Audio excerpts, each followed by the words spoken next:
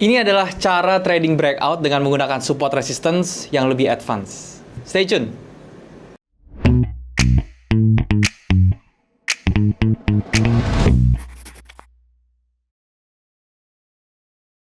Halo guys, balik lagi sama gue Daryl di This Channel. Dan hari ini gue akan bahas tentang yang namanya support resistance lagi teman-teman. Tapi bedanya, di video sebelumnya gue udah buat tentang support resistance, tapi itu untuk basic. Dan hari ini gue akan buat video tentang support resistance lebih advance, tetapi gue juga akan membahas atau mereview teman-teman ya basic dari support resistance terlebih dahulu teman-teman, oke?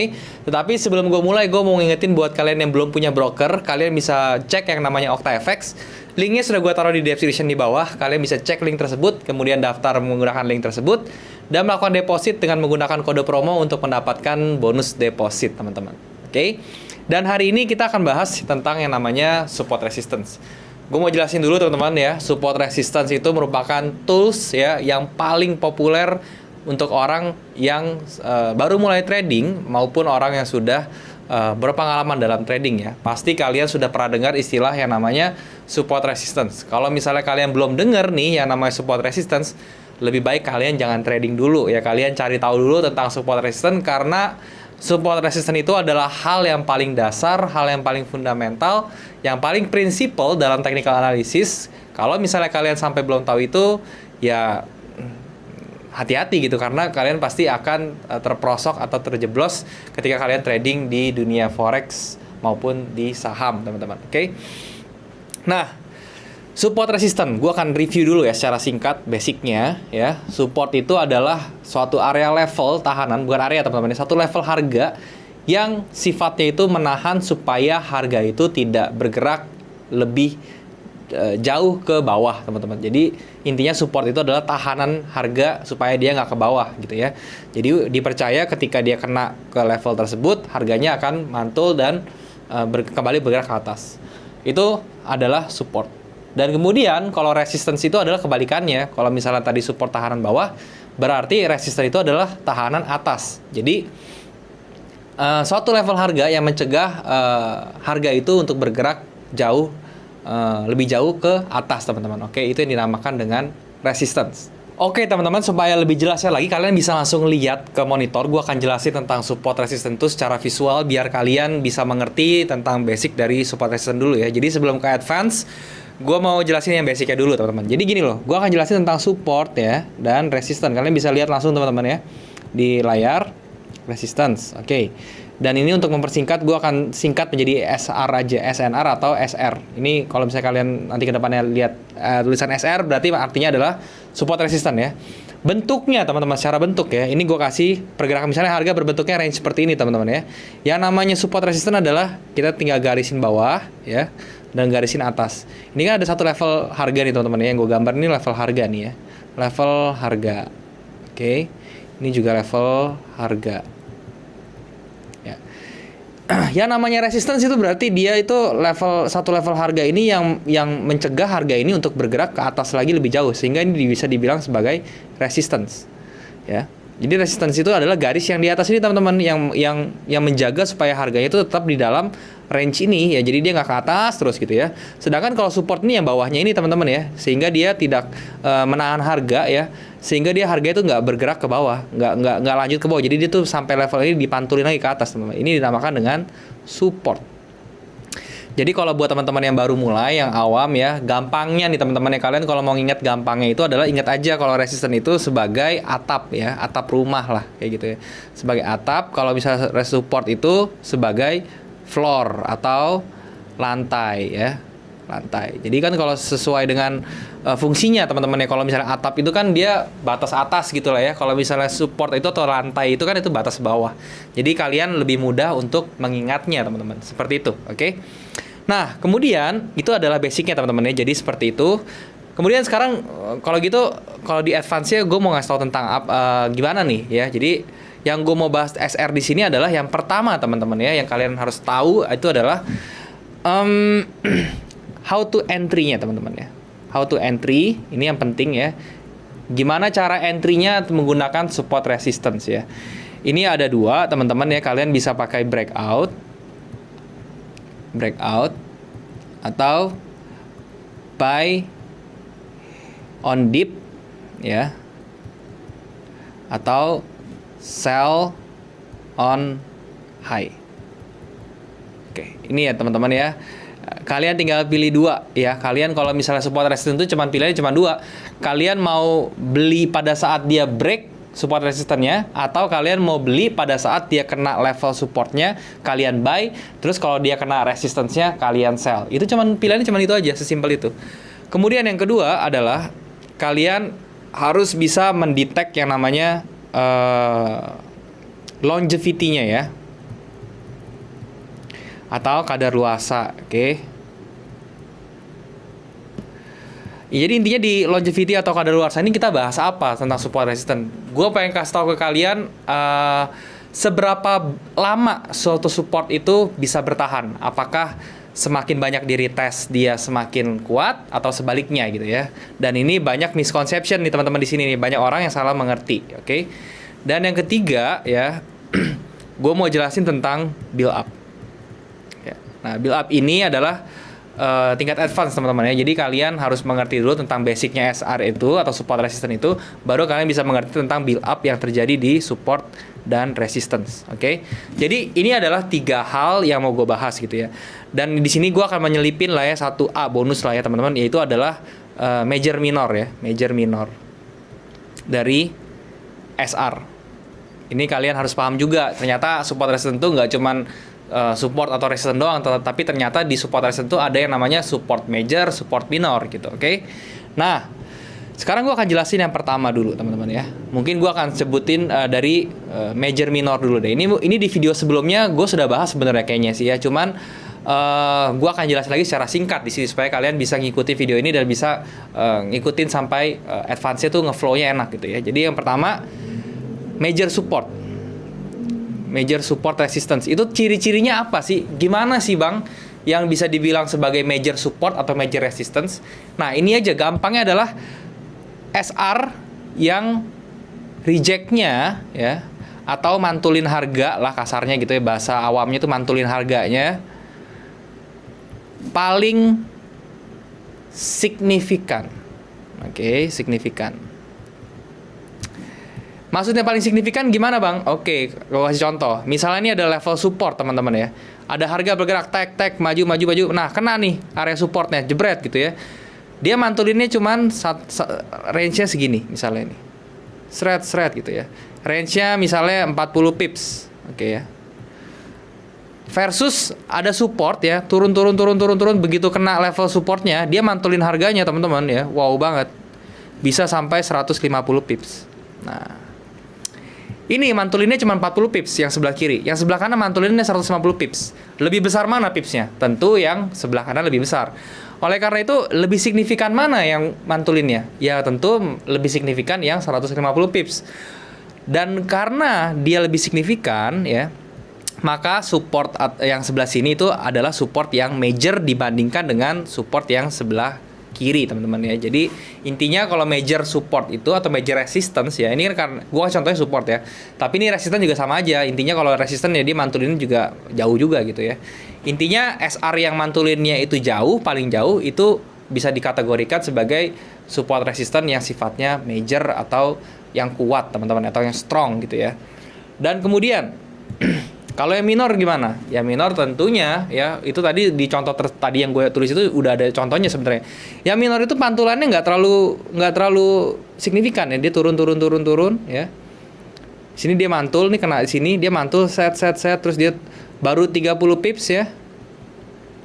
Terus dia turun lagi gitu ya. Kena lagi, naik lagi 30 pips, mantul lagi. Jadi ini area support resistance dan support di sini itu sifatnya kecil ya, minor, karena dia punya daya pantulnya itu cuman 30 pips, kecil range-nya. Jadi itu bisa dikatakan sebagai range minor gitu ya. Nah, jadi semoga dengan ilustrasi ini kalian bisa paham teman-teman ya, bisa bedain yang major dan yang minor. Nah, terus pertanyaannya, kalau gitu saya pakai yang mana Bang kalau mau entry? Saya pakai yang support resistant major apa minor? Kalau saya pribadi dalam trading, saya pakai 2 time frame kan, H4 dan M30. H4 itu untuk roadmap, M30 itu untuk ambil posisi atau untuk entry. Nah, di time frame roadmap saya hanya mendeteksi atau mendefinisikan atau menjabarkan support resistance yang sifatnya major ya, yang mana saya hanya cari yang signifikan tuh, mantulin level harga signifikan. Kenapa saya nggak pakai minor? Karena kalau saya pakai SR-nya minor dan major saya pakai, itu percaya sama saya satu chart kalian tuh isi garis-garis semua teman-teman ya. Semua digarisin, yang nanti ujung-ujungnya tuh pasti bingung. Oke. Nah, untuk menghindari hal tersebut ya makanya saya tadi bilang caranya ya udah kalian cuman pilih aja support resistance yang sifatnya major supaya lebih gampang. Toh yang sifatnya major itu juga yang mempunyai impact paling besar terhadap rejection, yang memiliki peluang paling besar juga untuk memantulkan harga. So kalian nggak usah capek-capek nyariin ya, nggak, itu juga menambah confidence kalian dalam trading ya. Kalau misalnya kalian nemuin support resistance yang major, karena kalau secara historical atau di backtest ya itu support resistance yang major itu berhasil memantulkan harga rate-nya atau probability-nya lebih tinggi daripada yang minor, teman-teman. Oke. Nah, itu yang pertama tentang SR major atau minor. Nah, sekarang how to entry-nya, teman-teman. Kembali ke topik ya. How to entry-nya. Yang pertama breakout. Oke. Kalian bisa entry pada saat breakout. Jadi, breakout itu adalah, nah ini misalnya range lagi teman-teman ya, sideways, support resistance ya, resistance S ya. Nah ini bang, ini kok gambarnya kayak gini terus sih chartnya. Ini saya kasih contoh yang sideways aja teman-teman ya. Saya ambil di support resistance itu yang sideways. Kenapa? Karena SR yang paling kuat itu adalah SR yang ada di range, di fase konsolidasi atau ranging atau sideways teman-teman. Jadi kalian bisa ambil ini entry yang paling bagus ya, momennya itu adalah pada saat sideways. Bukan berarti pada saat trending itu nggak bisa ya, bisa juga. Cuman ada cara yang lebih berbeda karena itu lebih ke structure-nya nanti. Structure pada saat trendingnya dengan menggunakan coding segala macam dan lain-lain. Oke. Tapi ini gue mau jelasin secara yang sideways dulu. Jadi buat teman-teman yang trading di saham atau di forex, sekali lagi ini nggak hanya di bentuk yang kayak gini ya, semua support resistance yang bentuknya ini bisa pakai cara yang gua sharing nih, cara entry-nya. Yang pertama breakout. Breakout itu apa? Breakout itu adalah kita entry ketika harganya ini sudah nge-break si level support dan resistance, oke?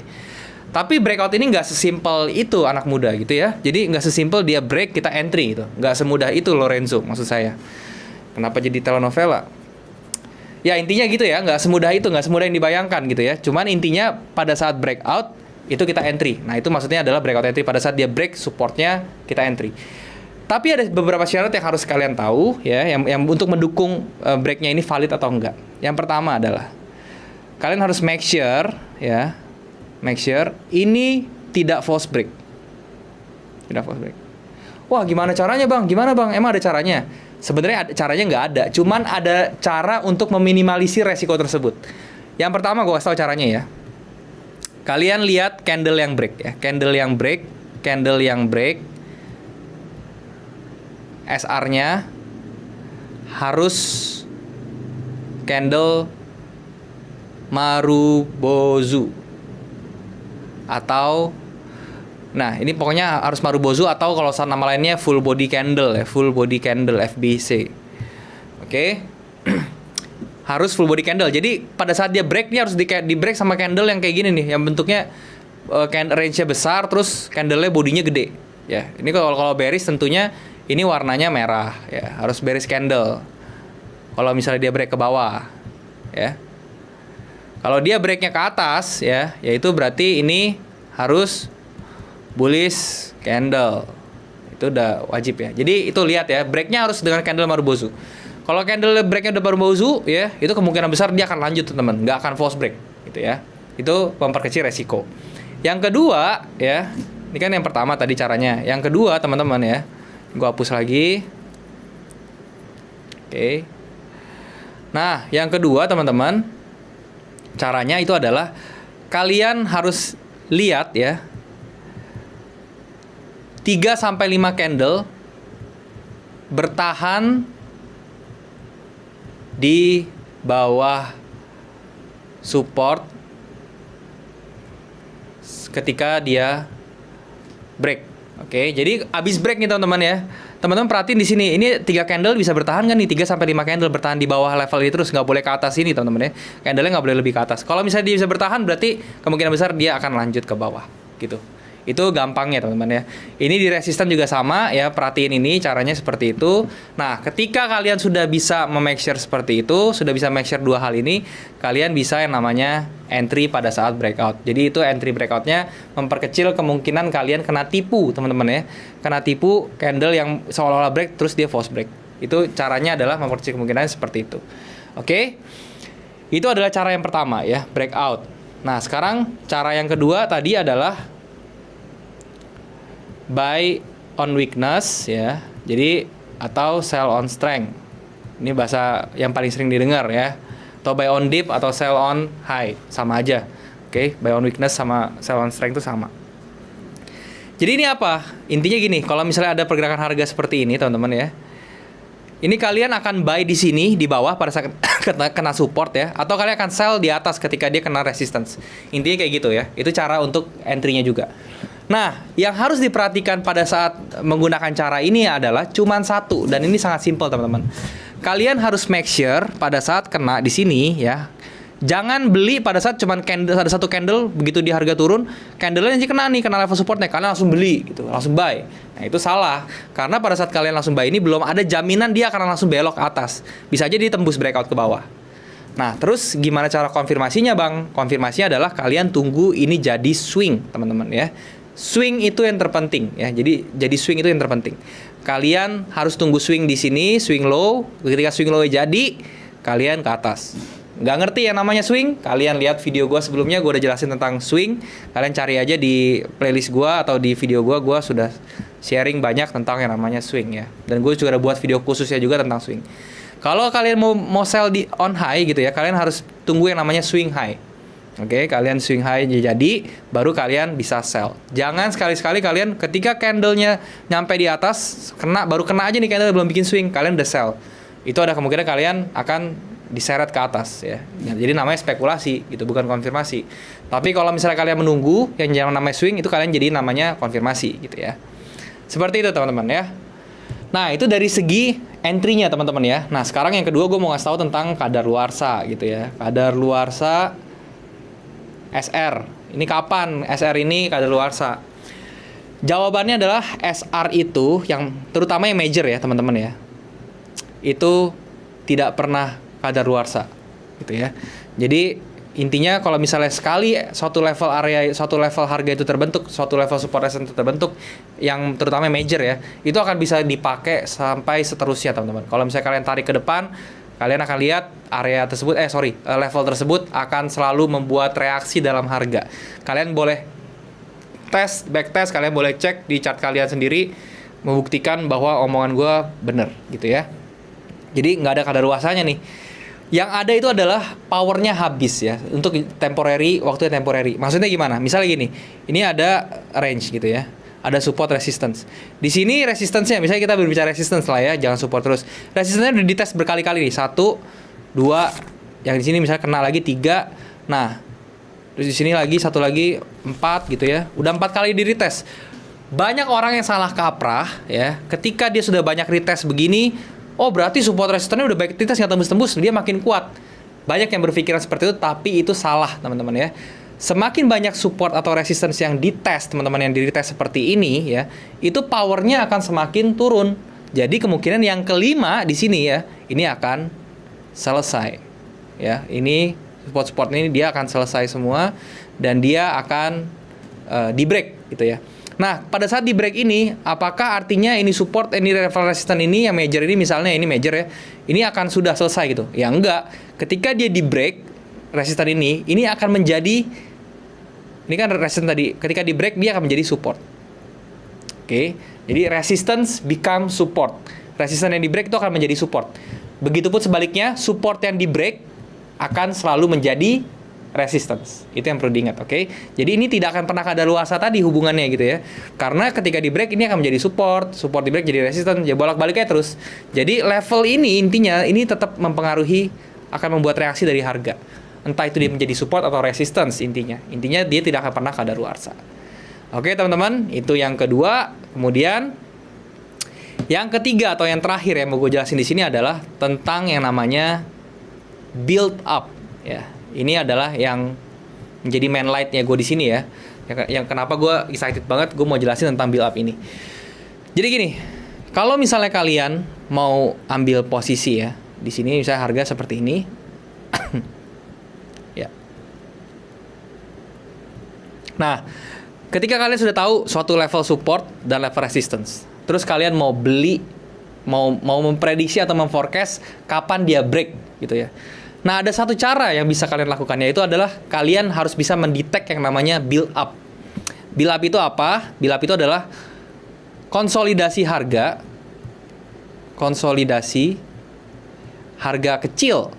Harga kecil ya, teman-teman. Jadi konsolidasi range-nya itu kecil yang bisa stay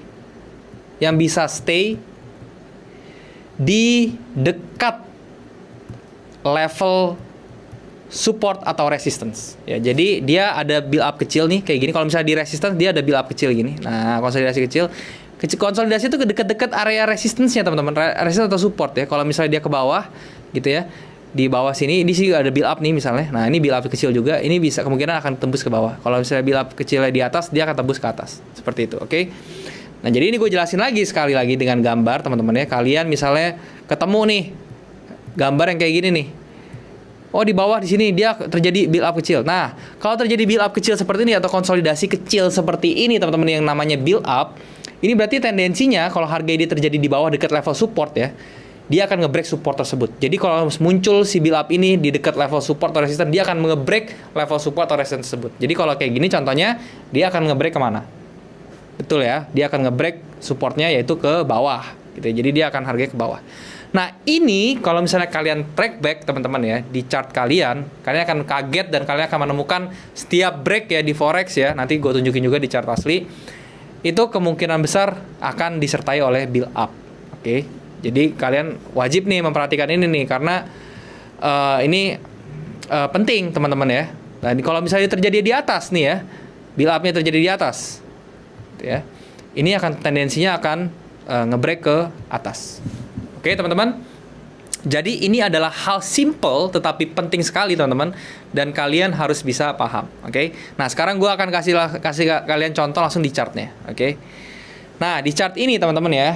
Ini gue kasih biar gede dulu. Ini gue foto dulu, teman-teman, biar kalian bisa lebih jelas. Oke. Nah, seperti ini. Oke. Di sini ya, gue mau ngasih lihat nih ya. Ini ada area support, resisten juga di sini, teman-teman. Nah, shred gitu ya. Ini kan ada swing kena, swing lagi. Ini juga ada atas kena. Dan ini jadi area level support resisten. Ini sempat break dikit tapi dia fake out gitu ya. Namanya fake out itu apa? False break lah ya. Fake out atau false break, dia balik lagi ke bawah. Dan akhirnya dia bertahan di sini dan bikin build up. Nah, teman-teman perhatiin ya. Di sini dia bikin build up, teman-teman ya. Di sebelah sini dia bikin build up nih, yang kecil ini, yang warna hijau.